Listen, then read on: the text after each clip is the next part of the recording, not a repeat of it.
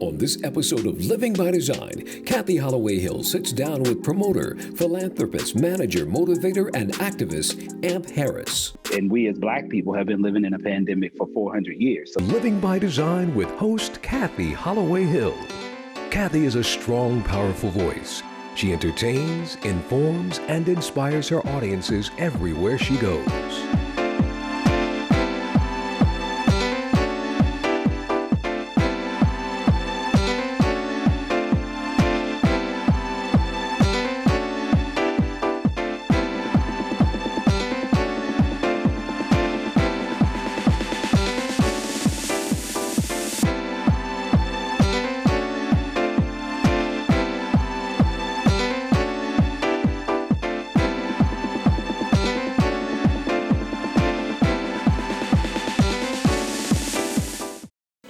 I'm Kathy Holloway Hill, and welcome to another empowering episode of the Living by Design show.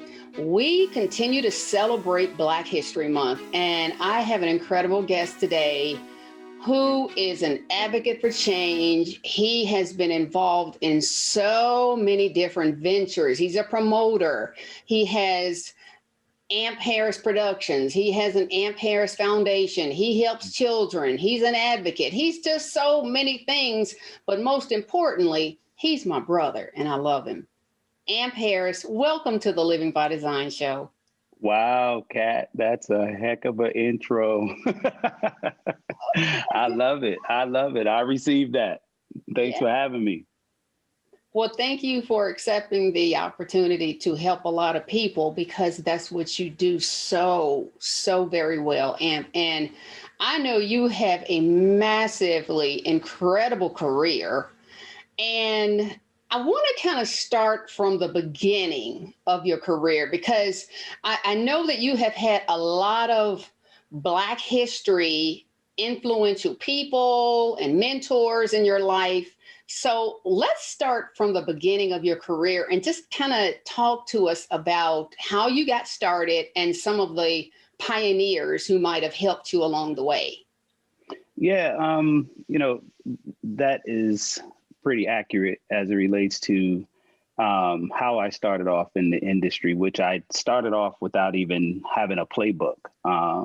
It was just something that just naturally happened. And as I've gotten older, I realize a lot of what happens in my life is very organic. I'm not one who chases, thoughts and dreams. I'm not one who likes to do things because it's the status quo, if I may. In this society, you have a lot of people, that's how they kind of get their career started. So I started mine at the tender age of like 13. My brothers and my sisters, my family, I come from a very faithful background. I grew up in the church. My mother instilled in me a long time ago. I was the kid that, was rebellious to go to church every Sunday. So it was one of those things where I picked up music through my family. And so at the age of 13, 14, I started playing drums at an early age. And a lot of people think my name Amp comes from like radio. It was a name that I was pretty much born with. I mean, my government name is Anthony or Tony, but ever since I was a little kid, I was called Amp. My mom still calls me Amp to this very day. Everybody I know calls me Amp. So that's the Amp Harris production part of it. But as I got, in my younger days, I played basketball in elementary school, and I was able to travel a lot when I was young. One of my mentors, who I'll talk about, I spent a lot of time in New York in the summer times. And so the first thing, the biggest thing is someone that you and I know very closely is Tony Lamont, who was the first person that, from a DJ on a big perspective, I started working with. And I was just kind of like, and it still kind of like resonates to this day when I think about, I just like to absorb. And I was always around older people. And, I always sucked up a lot of knowledge and understanding from older people. And it's not just people that are older than me that I gravitate to, there is a spiritual connection. So no matter, with Tony, it was just like my big brother, and I'm the youngest of 8 in my family. So, I didn't have a little brother. I didn't have a, sibling. So when I was walking around and, trying to figure out what I want to be, I was carrying the record crates. I was doing whatever. And I really kind of watched and then taught myself a lot. And so with Tony, we started doing nightclubs and he would come and pick me up. And he was literally like that, even though I had older brothers, he was the one that I would listen to. And it wasn't because he was Tony Lamont on the radio. It was just because it's really hard to explain. And when people ask me this question, how did you get started? It's just a spirit, the mentoring. Yeah. I mean, the mentoring was one thing, but I'm just talking about the spiritual connection that brings me from that age to the age that I am today. And Tony is still a part of my life. I still go to Tony and say, hey, man, can you help me put this video together? Can you voice over this stuff for me? And then, we started a DJ club that was all on the heels of Tony called the G Rockers. And it was myself, Tony, and 2 or 3 other people. And he brought me in and, I just kind of was picking up things instinctively. And so from the DJ side, and then, from the New York side of it, I had that hip hop music started in New York. So for me as a DJ, I brought a lot of what I would see and hear back in those early 80 days, and I brought it with me back to Indianapolis. Then when I got a chance to start doing things on a bigger scale with Tony, then I brought that New York style and integrated it with the Indianapolis style. And so I kind of had a different perspective. And then from Tony, it was Thomas Sparkle Socks Griffin. He and I started working together and doing a lot of stuff together in the city, doing big parties. And then from Thomas, basically, I went into radio, and I didn't ask to be on the radio. That was the crazy part, Kathy. It was again, it was God-given. It was just ordained, I guess. And I was asked to be on the radio, and when that happened, a lot of people thought my career started when I was on radio. My career started way before radio. The things that I was doing when I started working for WTLC and then beyond, I was doing before I went to WTLC. And yeah, of course, it kind of opened up the door a little bit more because personality-wise, my voice and my name was resonating across the city. But a lot of the promotion business, I started my promotion business in 1996, Amp Harris Productions. My first concert that I did was Martin Lawrence at the Marat Egyptian Theater. And, I started promoting concerts and parties at an early age. So I can just ramble on, but it's really hard to talk about because you can't really quantify it by saying this happened and then that happened and this happened and then that happened and somebody opened that door. So it starts in Indianapolis with Tony and Thomas Griffin. Amp, that was beautifully said.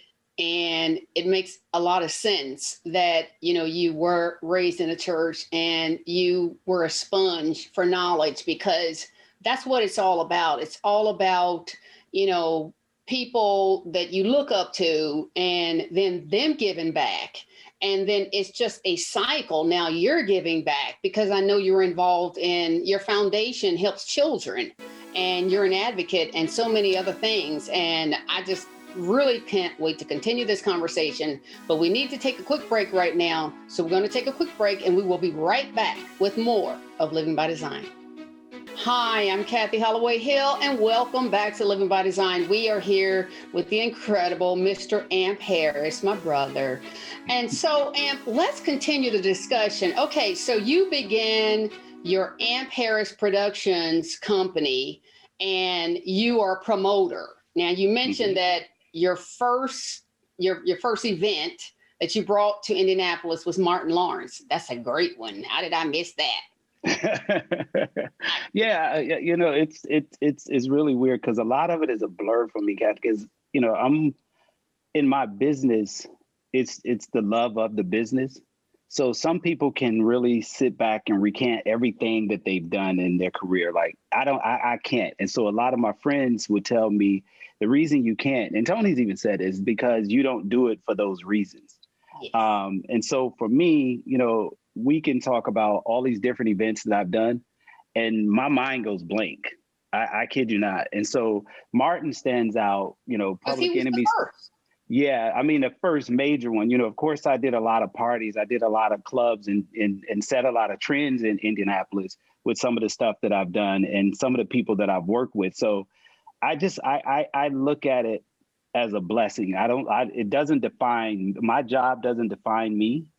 It's just something that I do. And I think a lot of people in this business and why they lose their way in the business is because they allow the business to define who they are. The business has never defined who I am and what I believe in. So, I try to stay very humble in the fact that this is a gift, and I was raised to whom much is given, much is required. And so, I people say, and AMP, you do a lot. And I think I do a lot because I'm not defined in a box. And I use the privilege that I've been blessed with to bless others. So, to be someone who was as young as I was in this business and still be in this business 30, 40 years later, it's a blessing. Amen. Amen. I love that.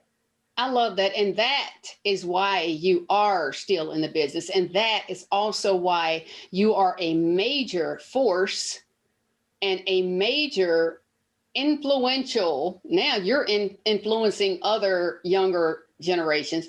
And just you being an advocate for change and wanting to help young people. And, I see you all over social media, all these incredible things. And I know you did something with your foundation for children. I think was it last Christmas or? Yeah, it's an event that I started probably about 15 years ago. And it's the AMP Harris and Friends Put a Smile on a Child's Face toy giveaway for Christmas, where I adopt 1,000 inner city kids. And the reason that I do that is because I see myself in those kids. I see myself when I was a young kid. My mom, we didn't go without. She did the best she could. But I also understand that being a single parent, that, she did the best she could. And a lot of times she did it on her own. So, being in a position that I've been put in, being able to afford the opportunity to give back. And what I believe in is, I think our kids today, we suffer from hope. A lot of our kids look at life just because of their surroundings as hopeless. And so, I use my influences with my celebrity friends, people that I know, because I want young Black boys and girls to see what success looks like from an image, because a lot of their identity comes from images.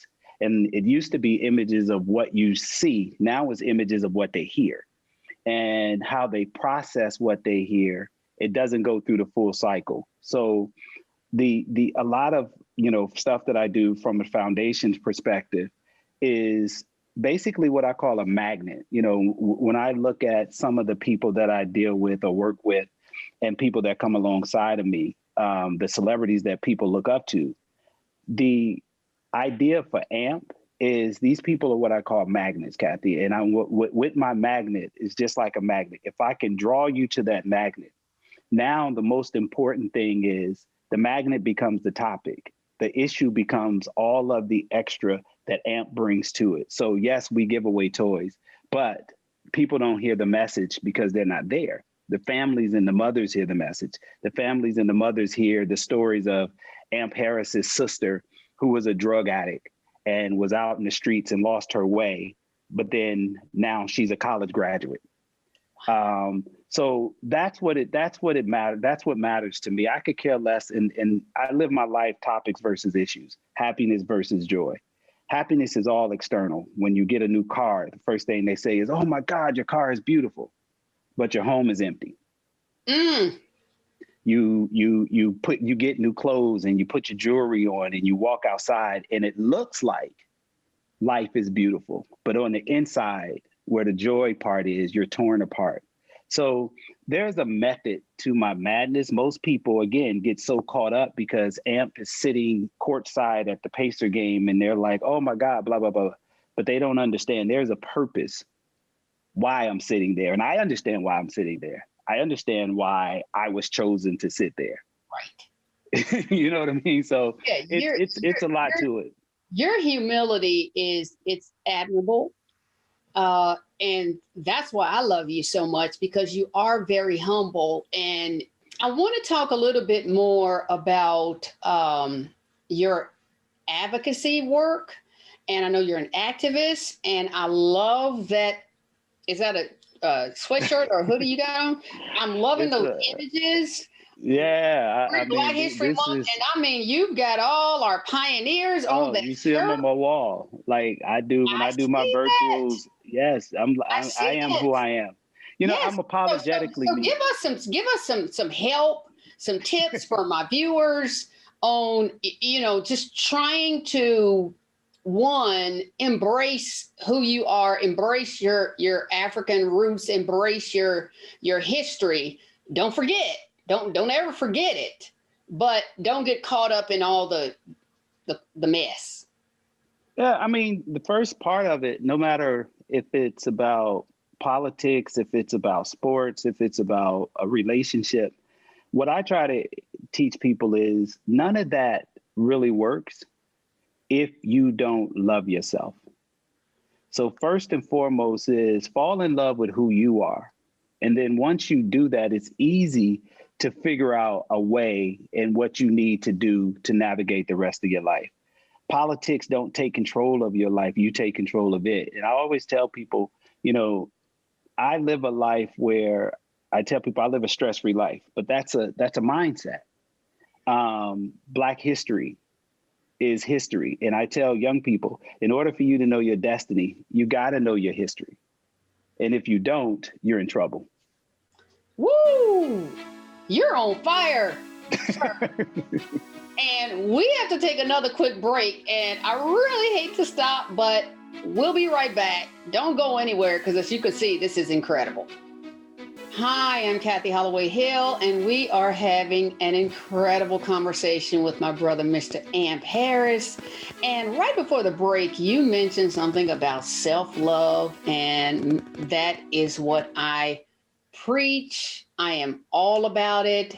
We need to understand how important that is, because there is too much love of stuff out there. It's too much shallow thinking. So give my viewers some more tidbits to go with them. Nah, I mean, I just think a lot of, especially in this space that we're in now, when you think about what people put value on, again, a lot of it is topical and happiness. And for me, that's all external. And for the longest of time, I started working on myself. Even here recently, I started talking about mental health and as a Black man, understanding how important it is to go out and take walks, how important it is to take hikes, how important it is to have open dialogue and conversations. That's all about self-love. We tend to want somebody else to bring that out of us. We tend to reach for, again, a lot of the fake things of life. And when I do speak to young people, I tell them all the time, life will teach you if you let it. And that goes along with wisdom. And a lot of people, I'm not someone who went to college and have a bunch of degrees and all of that behind my name. What I do have is a degree in life. And my life experiences where wisdom comes from failing and making mistakes. And those who focus on all of the glitz and glamour of, I gotta win, I gotta win, I gotta win.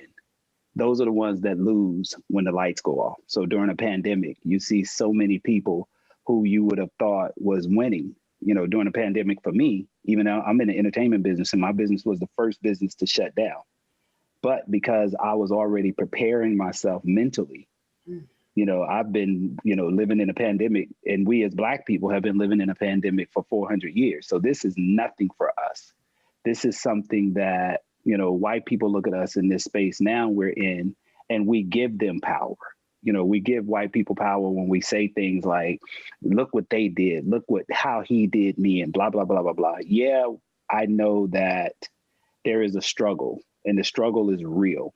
That's why, we were talking off camera about some of the people that I look up to. And most people would think it's all of the entertainers and athletes.